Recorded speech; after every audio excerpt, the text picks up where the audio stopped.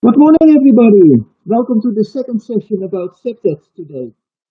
In the first session that you have just visited, we had some very interesting insights in the evolution of CPTED, the International CPTED Association. In this follow-up session, we'll focus on the practical side of CPTED and we will look at its application. We have three presenters for you who will each present a case study. Dr. Macarena Rao Vargas, who is the president of the ICA, she will inform you about her case study on impact evaluation in Latin America. Matea Mihilak, who is the executive director of the ICA, will give you an example of CPTED application in Australia, more specifically in the street mall of Brisbane. I myself, my name is Manuel Lopez. I'm the director of the Dutch ICA chapter. I will tell you a bit about the workflow of a CPTED practitioner and how this has been applied in the Dutch city of Den Helder. Now, without further ado, I only have 10 minutes. Let me start the first presentation in which we will look into the workflow of the CPTED practitioner and focus on how it has been applied in handling drugs-related problems in the inner city of the Dutch city Den Helder. I hope my microphone will stay stable. My case study is typically Dutch. It's full of sex, it's full of drugs, it's full of rock and roll. So I'm sure that you will all truly enjoy it.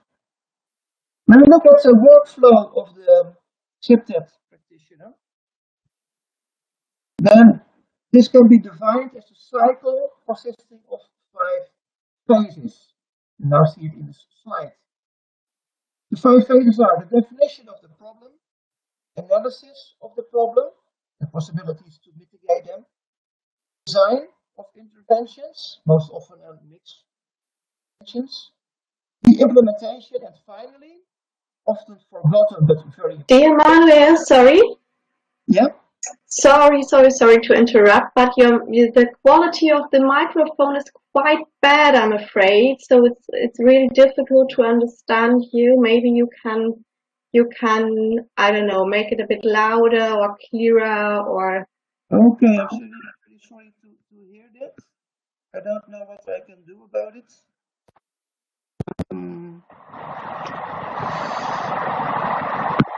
Yes. So you cannot hear me clearly. Now it's much better. Thank you very much. Okay, yeah. I'm very sorry about this. Maybe it is the distance to my microphone, which I will try to correct a little bit. Yeah, now it's better. Thank you. Go on. Okay. The workflow of the CPTED practitioner. We always start with the definition of the problem. In other words, we look at the scope of the project and of course the objective, the assignment. And this definition may often seem straightforward, but in most cases that is not always the case. Because of this, every CPTED assignment project, we always start with a series of conversations with the client, but also with other involved parties. One of the tools that we use is a so-called 6W approach. In this approach, we ask 6 questions that all start with the letter W. What is exactly the problem? Who has the problem? When did the problem start? Why do we consider this a problem? Where and when is the problem situated? And what triggered the occasion to this project? In other words, why now? Well, to illustrate this first phase, let us look at the sex, drugs and rock and roll case study. In 1995, I was commissioned by the municipality of Den Helder, which is a city in the northwestern part, yes, of the Netherlands, to help tackle drug-related problems in their inner city. In a street which is called the Koningsstraat, but also in its facility. At the start of the project, the municipality of Den Helder pointed out that the Koningsstraat and its environment, there are a lot of crimes, a lot of nuisances, and most of these are related to the clients of coffee shops. 3 coffee shops all concentrated in the Koningsstraat.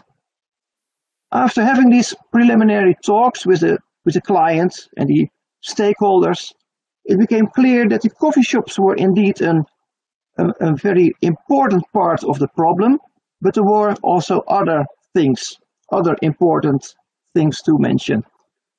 It also became clear that there is a lack of functions for young people. People feel very bored, no recreational functions for youngsters. And also the planning and the design of the Koningsstraat, which is a mixed shopping and entertainment street, was in need of some improvement. So we changed the assignment, and it was agreed upon that my research firm, my consultancy firm, would start a study that did not only focus on the coffee shops, but also on the design and the planning of the environment and the position of the different stakeholders, such as the municipality, the shopkeepers, the residents, and the visitors. Phase 2, analyzing the problem. Like all crime prevention practitioners, CPTED experts have a large toolbox, which is filled with a big range of quantitative research tools and qualitative research tools. But we always focus on the relationship between criminal opportunity and the built environment, so we can say that a visual area inspection is more or less mandatory. In the Koningsstraat project, I used a mixed method approach. I did a questionnaire-based survey among all the residents and the entrepreneurs. I looked at the police data, which I analyzed.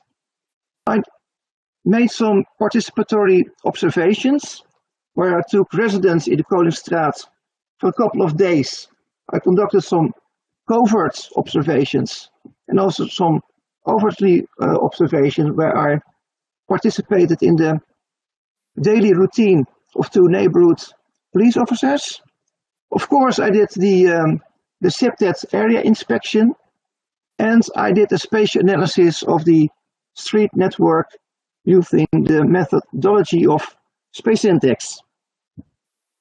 Once the data was analyzed, a provisional report was written, and it was presented not only to the municipality, but also at the public. Most of the results were followed up by the local council, and a plan was constructed to relocate all commercial facilities, so all the bars, all the shops, and yes, also the 3 coffee shops, to other parts of Den Helder, and to totally redesign the Koningsstraat.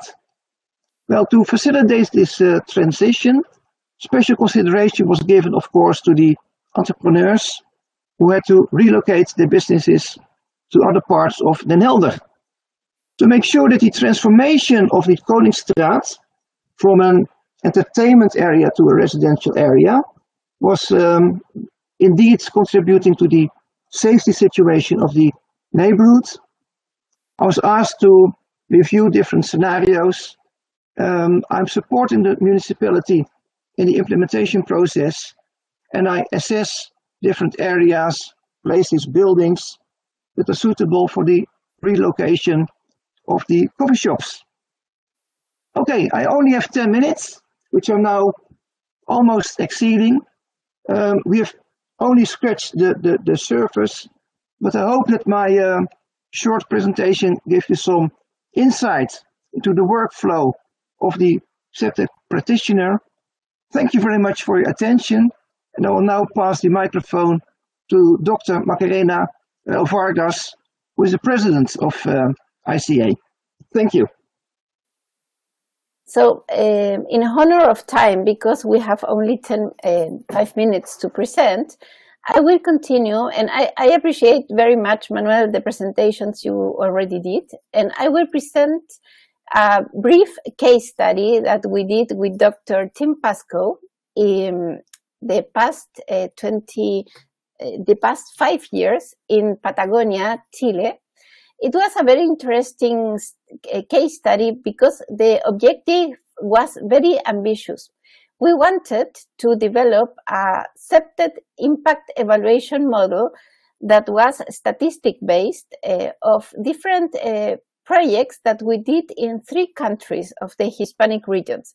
The first one was in Honduras, the second one was in Santiago de Chile, and the third one was in Patagonia. And as I mentioned before, and Greg Saville did, Manjari did, and you, Manuel, also, CPTED is based on universal principles that we can recognize from a first, second, and third generation. CPTED is a living methodology that is evolving and that is continuously updating. Next, please, Mateja.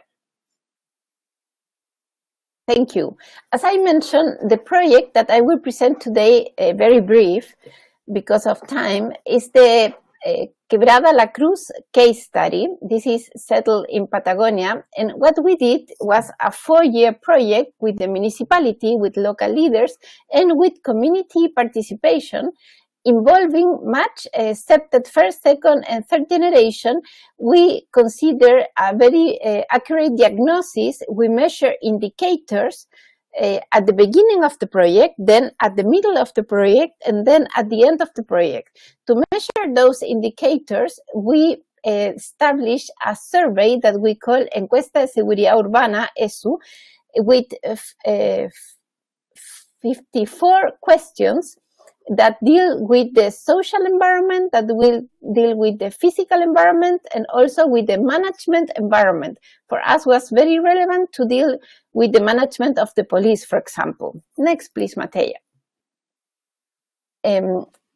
During this period of 4 years, we measure many indicators and variables regarding the CPTED projects. For example, a CPTED projects, we did interventions of lighting, pedestrian lighting, safe routes. We designed little parks in the area of Quebrada La Cruz. And we discovered that we had interesting statistic reductions of some of the variables. For example, when we ask, how does the level of crime affect you or someone in your family? We discover a decrease of 66% to 20% in 1 year, 2017, to the year 2018. That was super, super interesting to measure. Next, please, Mateja. We ask another questions, for example, how is the level of trust among your neighbors in the Quebrada La Cruz project? And we started with 83%, and we increased the level of trust to 99% from 1 year to another. Next, Mateja, please. We ask all the inhabitants with the Seguridad Urbana audit about the insecurity perception in public spaces. And we discovered also that the big decrease of insecurity perception was in public spaces with the bus stops and also with plazas and parks. That was super interesting because the CPTED projects intervene those areas. So we had a big decrease in the insecurity perception. Next, please, Mateja. We developed a very big research, and now 3 months ago with Dr. Tim Pascoe, that is also ICA director from UK, we published all the research in a book that you can find in www.pbk.cl/campus. That is impact evaluation, CPTED impact evaluation, also in English. But what I think is the most relevant aspect is that we develop inside the book with much detail the methodology, step by step, how you can develop a baseline of indicators, and then can you measure the impact of accepted intervention. So I think it was something very brand new. You can't find so many accepted impact evaluation globally in different regions of the world. You have some in Europe, some in Japan, and other in the United States, but this was the first one and a very pioneer one in the Latin American region. Next, please, Mateja. So thank you for your attention, and I hope you enjoyed this information. And there in this link, you can find the complete research if you are interested. Thank you, thank you. And back to you, Mateja. Thank you very much, Macarena and Manuel, and welcome everyone to this session, a live session as well as the recorded session. So I only have about 2-3 minutes left, so I will very briefly go into kind of overviewing the Queen Street Mall project from Queensland, Australia. And what I would like to focus on is basically the context of this space, which is quite a complex area, a very multifunctional mixed-use area. And then also the implementation process and all the intricacies of this implementation process and complexities of the process that needed to be addressed with all the actors and stakeholders involved in the process. So maybe briefly just about the context of this space. So the Queen Street Mall is a pedestrian-only mall, about 550 meters in length. It's the most successful mall in Australia, and it's the busiest place in the city as well, with 70,000 visitors a day. And the area hosts a number of commercial properties, entertainment areas. It's also a social space where people come and gather with several social activities, and also it holds an underground bus station. So when the mall was refurbished in 1999, it actually there was a conscious attempt to integrate as many accepted principles as possible to make this space not only inviting but also safe. And we can see on the screen, for example, there's a number of photos that show how the space is open. There's clear sight lines, clear visibility. There is also lighting, very nice subtle lighting coming from the nearby shops. Territoriality principles are very well managed with basically sense of entering the special area. So easy legibility in terms of signage and also expected use of space, sitting areas for passive surveillance, natural surveillance, and so on. But also the second generation principles, which Greg and Manjari briefly talked about. So kind of creating those more cultural type of elements, and also inclusivity. For example, Braille Trail was something that was very important. Maybe today it's self-evident, but 22 years ago, for example, it was something that had to basically be considered specifically to include certain groups of people. And Aboriginal culture is very important in Australia. So the native culture. So we have lots of animals, elements from nature that kind of bring this identity to this space, and lots of activities as well. So the mall is considered a very successful and safe space, but in order to actually create such a space and a mall for all, a lot of different actors had to be involved. And I refer to this as implementation game, with all these different requirements, complexities, expectations that have to be managed. So for example, a number of different actors are shown on the screen, but I maybe want to quickly just mention the civil liberties group, for example, which we have here, and disability groups. So the civil liberties groups expectations really came to prominence because there was a discussion about putting the camera system, CCTV, new cameras just emerged, then digital cameras from analog systems to digital. And it was the police who were supposed to manage that, but civil liberty groups actually became very vocal that this wasn't right. So it was the local government or Brisbane City Council that then agreed to take over the management and only engage the police, for example, when it was really needed, when it had to intervene.